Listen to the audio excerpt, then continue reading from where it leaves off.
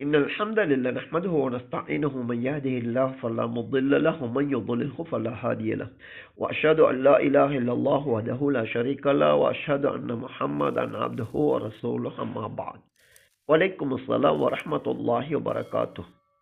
ஒரே ஒரு பெண் பிள்ளையின் தாய் தந்தையரான வயது முதிர்ந்த இவர்கள் எவ்வித வருமானமும் இல்லாத நிலையில் அந்த பெண் பிள்ளை சிரமப்பட்டு உழைத்த பணத்திலிருந்து 50,000 ரூபாய் தொகையை வங்கியிலே வைப்பிட்டு விட்டு அதிலிருந்து வரக்கூடிய வட்டியை கொண்டு தங்களது மருந்து பொருட்களை வாங்கிக் கொள்ளுமாறு இந்த பெற்றோருக்கு அந்த மகள் கூறுகின்றார்.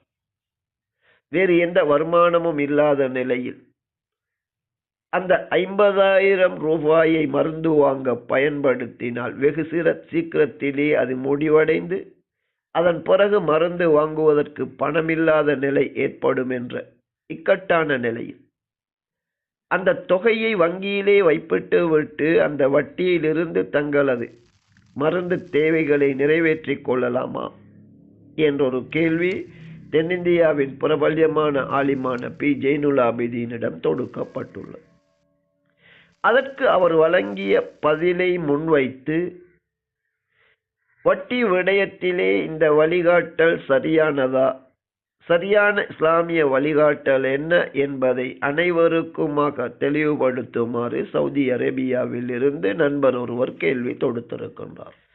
இறுதி தூதர் கொண்டு வந்த இஸ்லாத்தின் பல்வேறு அடிப்படைகளை தப்பும் தவறுமாக போதிக்கின்ற பி ஜெய்னுல் ஆபிதீன் இக்கட்டான நிலையிலே வேறு வழியில்லாமல் வட்டி பணத்திலிருந்து அடிப்படை தேவைகளை நிறைவேற்றுவது பற்றி இங்கு அவர் கூறியிருக்கின்ற தீர்ப்பு என்பது 100% சரியானதாகும்.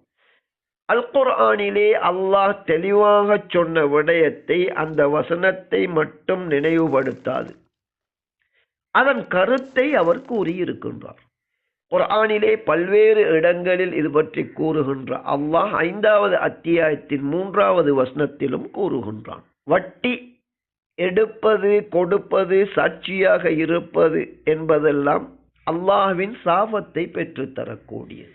இதே போன்று உண்ணுவதற்கு பன்றி இறைச்சி தடை செய்யப்பட்டிருப்பது நாம் அனைவரும் அறிந்தது. அல்லாஹ் அல்லாதவர்களுக்கு நேர்ச்சை செய்த உணவுப் பொருள் என்பது பன்றி இறைச்சியை போன்றே ஹராமானது. இவ்வளவு மோசமான ஹராமான விடயங்களை கூறிவிட்டு இறுதியிலே அல்லாஹ் என்ன சொல்லுகின்றான்?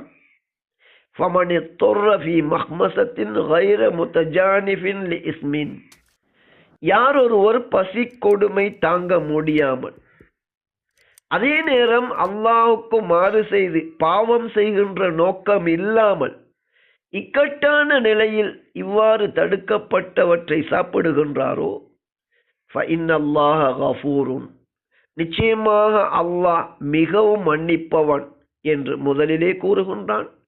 அடுத்ததாக ரஹீமுன், அல்லாஹ் மிகவும் இரக்கமுடையவன் என்று அல்லாஹ் கூறுகின்றான்.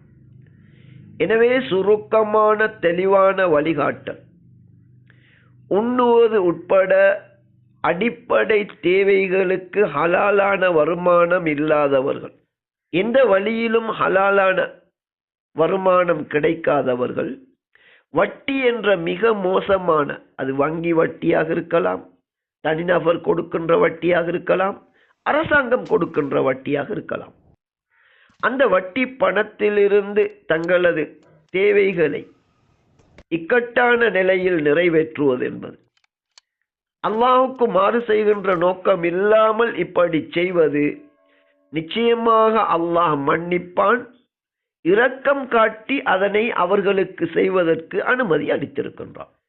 இந்த விடயத்தில் பி ஜெய்னுல் ஆபிதீனுடைய இந்த ஃபத்வா என்பது மிகச் சரியானது.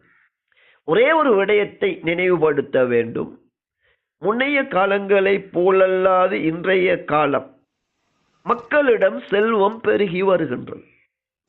உண்மையிலேயே ஒரே ஒரு பெண் பிள்ளைக்கு தாய் தந்தையான வயது முதிர்ந்தவர்கள் தங்களது மருந்து தேவைகளை 1000 2000 ரூபாய்க்குரிய தேவையை நிறைவேற்றாத முடியாத நிலையில் இருக்கின்றார்கள் என்றால் அவர்களுக்கு அதனை சதக்காவாக வாங்கி கொடுப்பதற்கு இன்று பல்வேறு நபர்கள் இருக்கின்றார்கள்.